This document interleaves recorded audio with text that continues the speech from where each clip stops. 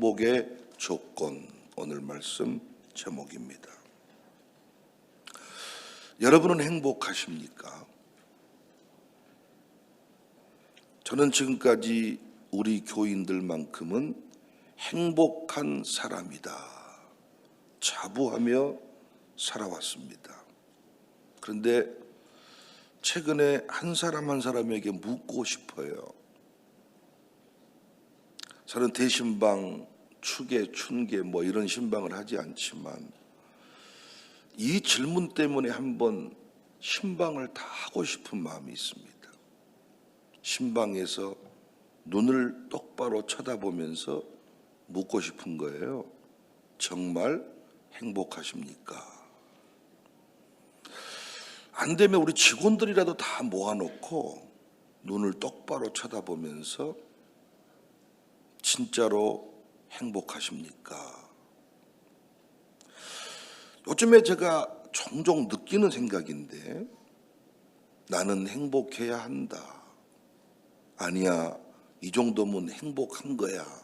이렇게 자기 체면을 걸듯이 살고 있는 사람들이 많은 것 같아요.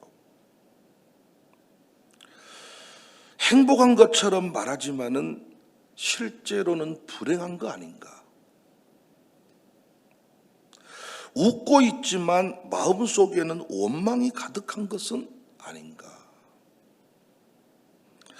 감사한다고 말하지만 남과 비교하면서 속상해하고 있지는 않는가? 그런데 어떤 사람은 당당히 행복합니다 이렇게 말한 사람이 있더라고요. 그런데 이 행복합니다 말한 사람들의 공통점을 발견했는데 다음과 같은 내용들이에요. 목사님, 너무 건강해서 행복합니다. 자녀들이 잘 자라주었어요. 목사님, 행복해요. 부부가 함께 손잡고 예배당 나올 수 있어서 행복합니다. 어떤 분은 출근할 때마다 일할 수 있어서 행복합니다. 어떤 분은 여행을 그렇게 좋아하더라고요. 그러면서 그분은 그래요. 목사님, 저는 여행을 다닐 수 있어서 참 행복합니다. 어떤 분은 또 감성이 충만해요. 목사님, 푸른 하늘을 볼 수 있어서. 저도 아내랑 요즘에 길을 좀 걷는데 어제 아내가 계속 여보 달을 봐봐, 달이 이제 상당히 밑으로 내려왔어. 왜 자꾸 달 얘기를 해? 그랬더니 예쁘잖아. 내가 웃으면서 나는 달보다 당신이 더 예뻐. 사람이 나는 더 좋아. 지금도 자연보다. 웃으며 길을 걸었는데 달을 볼 수 있어서, 별을 볼 수 있어서 그래도 감성이 살아있죠. 행복하대. 어떤 분은 운동을 그렇게 좋아하더라고요. 그러면서 밥만 먹으면 산책을 하는 거예요. 두 다리로 걸으며 산책할 수 있어서 행복합니다. 어떤 분은 먹는 것을 그렇게 좋아해요. 맛집을 찾아다녀, 맛집. 그러면서 그 맛있는 음식을 먹을 수 있어서 행복합니다. 다 맞는 이야기죠. 그리고 감사해야 될 일들입니다. 절대로 여러분 이거 작은 일 아닙니다. 추가열 씨 노래 속에서도 숨 쉴 수 있어서 행복해. 바라볼 수 있어서 행복해. 만질 수 있어서 행복해. 말하고 들을 수 있어서 행복해. 사랑할 수 있어서 행복해. 이 노래 가사의 핵심이 이거예요. 그중 하나라도 있다면 살아있다는 증거이고 행복한 것이다. 이렇게 노래를 하는 거예요. 참 노랫말이 아름답고 청로대학 할 때 이 노래로 교가를 삼았습니다. 청로대학 행복해. 청로대학 행복해. 우리가 당연하게 여기는 것이 사실은 놀라운 은혜라는 사실을 추가열 씨가 깨우쳐 준 거죠. 숨 쉬는 것도 은혜, 아침에 눈을 뜨는 것도 은혜, 내 발로 걷는 것도 은혜, 음식을 씹고 삼키는 것도 은혜, 가족의 목소리를 듣는 것도 은혜, 사랑한다고 말할 수 있는 것도 은혜. 그런데 이것이 행복의 전부라면 대단히 위험한 이야기입니다. 제가 목회하면서 이걸 많이 경험한 거예요. 하나님이 계속 나에게 묻는 것도 이겁니다. 이것 때문에 행복하다면, 이것이 행복의 조건이라면 이건 위험하다는 거예요. 왜요?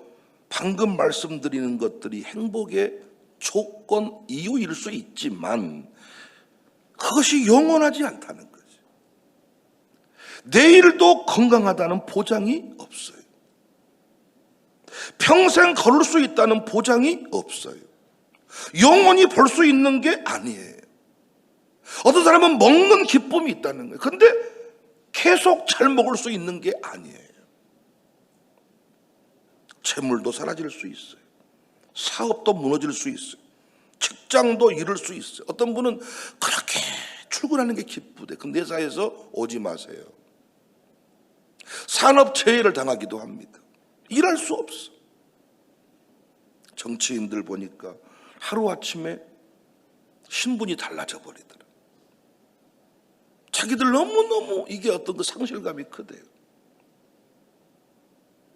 아픈 이야기지만은 배우자가 먼저 내 곁을 떠날 수 있습니다. 사랑하는 자녀가 부모의 기대와 다른 길을 갈 수도 있습니다. 가족이 질병과 사고를 만날 수도 있습니다. 그렇다면 건강이 사라지면 행복도 사라져야 합니까? 재물이 사라지면 행복도 끝나야 합니까? 걸을 수 없으면 더 이상 행복할 수 없습니까?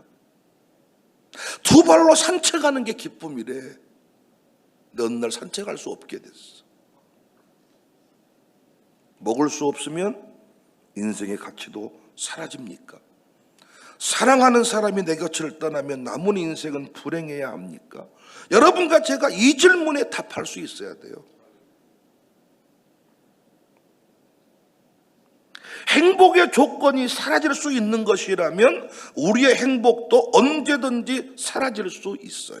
우리 교회에 와서 행복하다 말하는 사람들 제가 만나보니까 오늘 설교 준비하면서 묵상해 본 거예요. 어제 하루 종일. 저에게 행복하다고 말했던 사람들을 가만히 돌아보니까 대부분 이 조건에 일부 맞는 사람들이에요. 그런데 목사님, 권사님이 변했어요. 장로님이 변했어요. 옛날 같지 않아요. 그 직원이 변했어요. 라는 분들 보니까 이 조건 중에 하나가 떨어진 분들이야.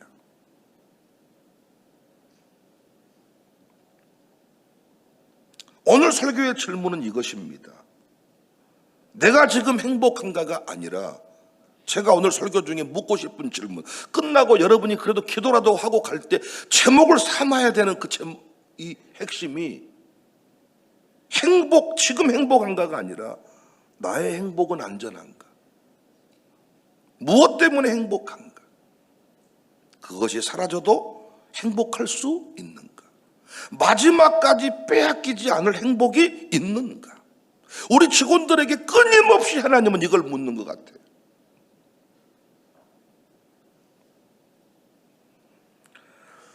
세상 사람들이 말하는 행복에는 조건이 붙죠. 반대로 말하면 조건이 충족되지 않으면 행복할 수 없다는 뜻입니다. 건강하지 않으면 불행입니다. 돈이 부족하면 불행입니다. 자녀가 기대만큼 되지 않으면 불행입니다. 남보다 좋은 집에 살지 못하면 불행합니다. 사람들에게 인정받지 못하면 불행합니다. 내 계획대로 되지 않으면 불행합니다. 그래서 세상의 행복은 끊임없이 조건을 요구합니다. 이것만 가지면 행복할 것 같다. 이 문제만 해결되면 행복할 것 같다. 이 집으로 이사하면 행복할 것 같다. 이 동네로 가면 행복할 것 같다. 자녀가 이 학교에만 들어가면 행복할 것 같다. 이만큼 돈을 모으면 행복할 것 같다. 이 사람과 결혼하면 행복할 것 같다. 그런데 막상 그것을 가지면 행복은 오래가지 않습니다. 왜냐? 인간은 가진 것에 익숙해지기 때문에. 처음에는 감격하지만 얼마 지나지 않아 당연하게 여깁니다. 감사는 작고 욕망은 다시 커져요. 심리학에서는 이것을 쾌락 적응이라고 설명합니다. 좋은 일이 생겨도 시간이 지나면 그것에 익숙해진다는 거예요. 행복은 다시 원래 자리로 돌아와 버려요. 그래서 조건으로 얻은 행복은 오래가지 않아요. 오늘 본문을 보세요. 70명의 제자들이 기뻐하며 돌아왔습니다. 예수님께서 제자들을 여러 마을로 보내셨는데 병든 사람을 고치고 하나님 나라를 전하고 귀신을 내쫓으라 이렇게 말씀했어요. 제자들이 돌아와서 흥분해서 보고를 합니다. 17절에 주여 주의 이름이면 귀신들도 우리에게 항복을 해버립니다. 놀라운 성공담을 가지고 온 거예요. 자신들이 말했더니 귀신이 떠나가요. 병이 나아요. 능력이 나타나요. 여러분 이게 아무것도 아닌 것 같지만 당시 그들 70인 그 제자들이라고 하는 사람들은 사회적으로 저명한 인사가 아니었잖아요.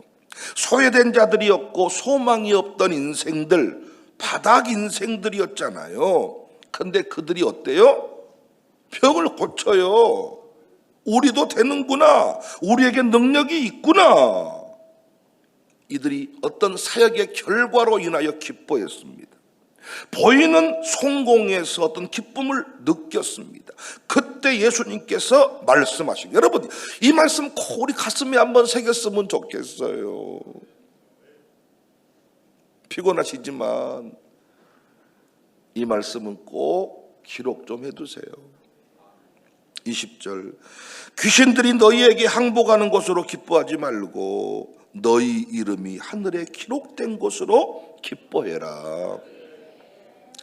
귀신 항복이 나쁘다는 게 아니죠. 사역의 열매를 기뻐하지 말라는 말도 아니죠. 성공하면 감사하지도 말라는 말도 아니죠. 예수님의 강조점은 기쁨의 근거를 거기에 두지 말라는 거예요. 오늘 귀신이 항복했다고 내일도 또 항복하는 건 아닙니다. 많은 목사님들이 간증해요. 전도사 때 이것이 잘 돼서 이번에는 더 잘 될 것이라 했는데 안 돼버린 경우가 많았다. 오늘 병자가 나았다고 모든 병자가 낫는 것은 아니다. 오늘 사람들이 환영했다고 내일도 환영한다는 보장은 없다. 진짜로 조금 후에 제자들은 실패도 경험하잖아요. 마가복음 9장을 보면 귀신 들린 아이에게서 귀신을 쫓아내지 못했습니다. 어제는 성공했는데 오늘은 실패한 거예요. 어제는 능력이 나타났는데 오늘은 아무 일도 일어나지 않았어요. 어제는 환호했는데 오늘은 사람들이 비난해요. 성공이 행복의 조건이라면 실패하는 순간 불행해요. 능력이 행복의 조건이라면 능력이 나타나지 않을 때 무너져요. 사람들의 반응이 행복의 조건이라면 사람들이 돌아서는 순간 사명도 포기해버릴 거예요. 그래서 예수님은 기쁨의 근거를 바꿔주시는 겁니다. 귀신이 항복한 것으로 기뻐하지 말라. 눈에 보이는 결과로 너희 존재를 증명하려고 하지 마라. 사역의 성공으로 너희 가치를 결정하지 마라. 너희 이름이 기록된 것으로, 어디에? 하늘에 기록된 것으로 기뻐하라. 너희가 무엇을 했느냐보다 너희가 누구냐를 기뻐하라는 거예요. 무엇을 이루었느냐보다 누구에게 속했느냐를 기뻐하라는 거예요. 사역의 성공보다 성과보다 구원의 은혜를 기뻐하라는 겁니다. 행복은 내가 무엇을 이루었는가의 문제가 아니라 내가 누구에게 속해 있는가의 문제예요. 성경에서 이름이 기록되었다는 것은 소속을 의미합니다. 하늘에 이름이 기록되었다는 것은 하나님 나라의 백성이 되었다는 뜻입니다. 원죄를 용서받았어요. 심판에서 구원받았어요. 마귀 자녀에서 하나님 자녀가 되었어요. 사망에서 생명으로 옮겼어요. 지옥 백성이 천국 백성이 되었어요. 이것이 구원이에요. 이것이 하늘에 너희 이름이 기록된 사건이에요. 병이 나은 사람도 언젠가는 죽어요. 죽었다 살아난 나사로도 다시 육체의 죽음을 경험했어요. 재물을 얻은 사람도 빈손으로 떠나요. 사역에 성공한 사람도 은퇴하더라고요. 우리 주변에 대단했던 목사님들이 은퇴해. 그러나 구원은 사라지지 않아요. 하늘에 기록된 이름은 세상의 형편에 따라 바뀌지 않아요. 여러분 아멘할 준비하세요. 건강해도 하나님의 자녀입니다. 아파도 하나님의 자녀입니다. 부요해도 하나님 자녀입니다. 가난해도 하나님 자녀입니다. 1000명 섬기는 목회를 해도 하나님 자녀입니다. 5명 섬기며 목회해도 하나님 자녀입니다. 실패해도 하나님 자녀입니다. 살아도 하나님의 자녀입니다. 죽어도 하나님의 자녀입니다. 세상에서 가장 행복한 사람은 아무 문제 없는 사람이 아니라 이름이 하늘에 기록된 사람이에요. 성도에게 행복의 조건은 오직 구원이어야 합니다. 더 정확하게 말하면 오직 예수님이어야 합니다. 오늘도 우리 찬양팀이 참, 나는 우리 요즘에 이문혜 선생의 찬송 인도의 은혜를 많이 받는데, 진짜 설교 제목을 제가 가르쳐 준 적도 없고 매일 다른 설교를 하는데 찬송과 선곡이 설교랑 맞을 때가 많아. 설교를 듣고 있고 영적 흐름이 같다는 거야. 같은 마음이라는 거지. 오늘 또 예수님이 나의 힘입니다.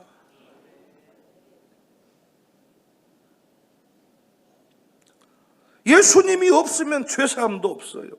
예수님이 없으면 하나님 자녀도 될 수 없어요. 예수님이 없으면 부활도 없어요. 예수님이 없으면 천국도 없어요. 예수님이 우리의 생명이에요. 예수님이 우리의 전부예요. 예수님이 우리의 행복이에요. 시편 16편 2절에 주는 나의 주님이시오니 주밖에는 나의 복이 없다 하였나이다. 다윗은 주님이 복을 주신다고만 말하지 않았고 주님밖에는 나의 복이 없나이다. 히브리서 13장 8절에 예수 그리스도는 어제나 오늘은 영원토록 동일하십니다. 건강은 변해도 건강이 팍팍 꺾이더라고요. 건강은 예수님은 변하지 않아요.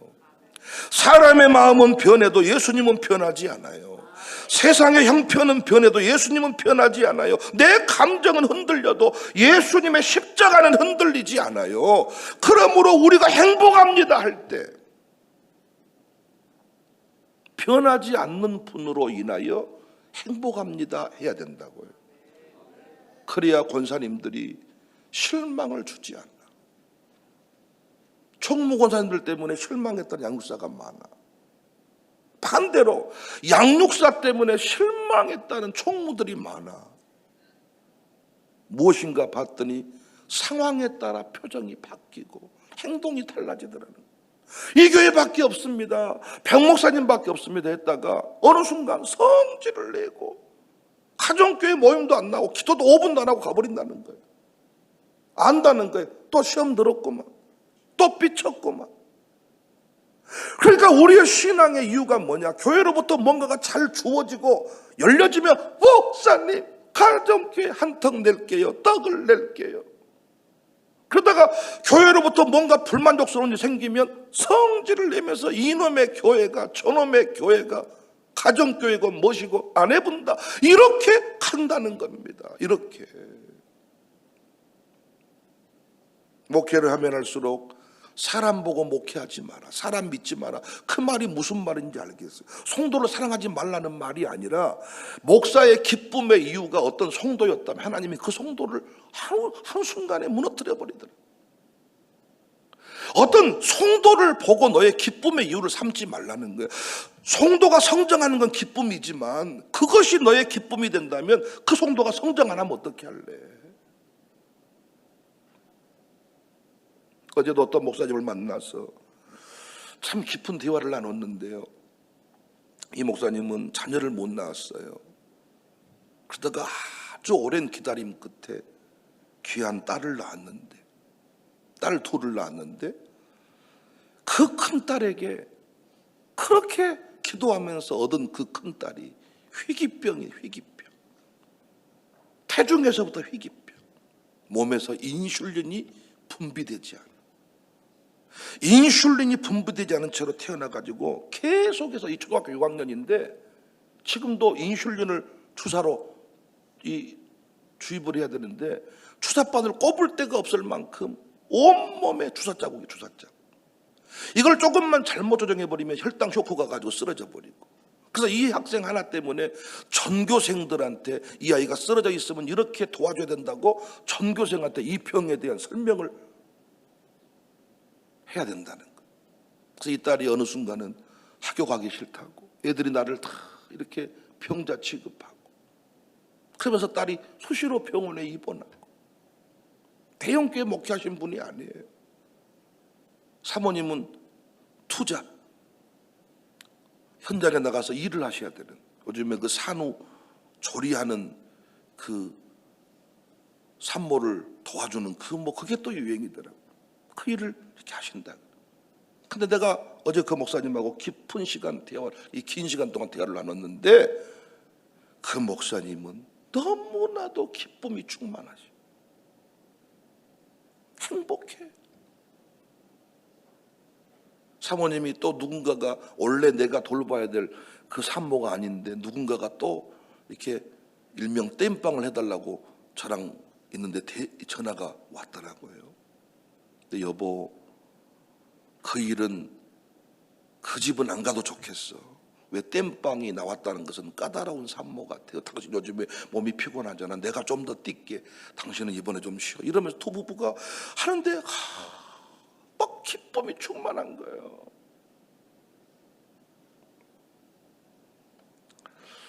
오늘날 복음이 막히는 중요한 이유가 여기 있잖아요. 예수님 믿는 사람들이, 목사라는 사람들이 예수님만으로 행복하지 않아. 입으로는 예수님이 전부라고 말해놓고 목사의 뒷조사를 해봤더니 뭔 땅이 돈이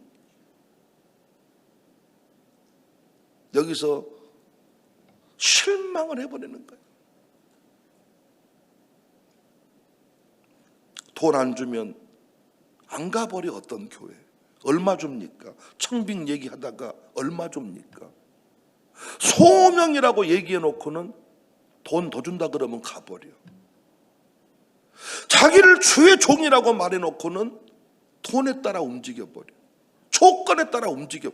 그래놓고 자기 보고 주의 종 대접 안 해줬다고, 복숭아 차례 복숭아 안 사왔다고, 송도를 갈구고.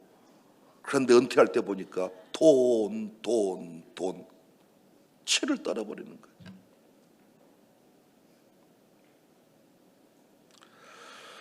자녀들이 왜 우리 교회 안 나오는가 봤더니 엄마가 말은 믿음이라고 해놓고 돈 떨어지면 성질 내는 거예요. 아빠하고 엄마하고 둘이 싸우는 게 돈 때문에 싸우는 거예요. 돈이 들어오면 조금 하루 정도 기뻐했다가 카드값 정리하고 소고기 한번 먹고 나서 그 뒤부터 또 불평하는 거예요. 저는 절대로 돈이 필요 없다는 얘기를 하는 게 아닙니다. 주님은 저한테 끊임없이 묻는 거예요. 너 차 없어도 목회하겠냐? 모두가 다 너를 배신해도 너 목회할 수 있겠냐? 모두가 다 너를 떠나도 목회할 수 있겠냐? 네 양가 부모님이 예배드리다가 코로나로 다 죽어도 너 목회할 수 있겠냐? 다 할 수 있겠냐? 계속 물으시는 거야. 네 아들 이렇게 네 마음대로 안 돼도 목회할 수 있겠냐? 이걸 끊임없이 물으시더라고요. 내 평생에 주님만이 기쁨이십니다. 이 고백이 과연 너 진짜냐? 이걸 끊임없이 물으시더라고요. 그래서 저는 K7 간증을 여러 차례 했습니다. 주님 때문에 기뻐하지 않았고.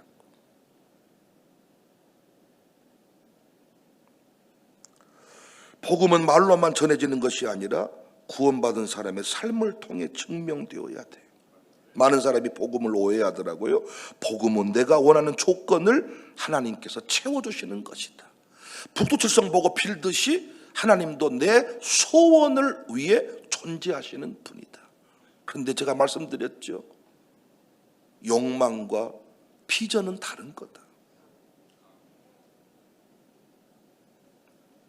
복음은 행복의 조건 자체를 바꾸는 거예요. 그래서 우리의 행복과 세상이 말하는 행복은 다른 거죠. 차원이 다른 거죠. 그래서 목이 잘릴 때도 웃고 죽은 놈이 기독교인이야. 이것이 황제를 두렵게 만드는 거죠. 공포를, 고통을 줄 때 다 벌벌 떠는데 죽어가면서도 웃어버린 놈들이 기독교인. 황제가 치를 떨어버리는 거예요. 사랑하는 여러분, 행복하십니까? 물을 때. 행복합니다 조건 안에 예수님 들어있나 확인해 보세요. 없다면 바꾸셔야 돼요. 다시 그 훈련하시고 다시 고백이 터질 때 사람들에게 충격을 주는, 어떤 나쁜 쪽으로 어떤 상처를 주고 그 실망감을 주는 그런 사역자가 되지 않을 겁니다. 여러분이 목사에게 얼마나 많이 실망합니까? 주의 종의 신뢰도가 하늘에서 땅에 떨어져 버렸어요. 1200만, 600만. 제가 본 통계에서는 400만입니다. 400만. 기독교인이 400만밖에 안 돼. 그 이유는 하나입니다. 예수님 때문에 행복하지 않아서. 여러분은 행복하십니까? 오늘 또 경배와 찬양 가사를 통해서 와, 하나하나가 진짜 오늘 설교 내용과 같더라. 그 고백이 진짜 고백이 되시기를 주님의 이름으로 축복합니다.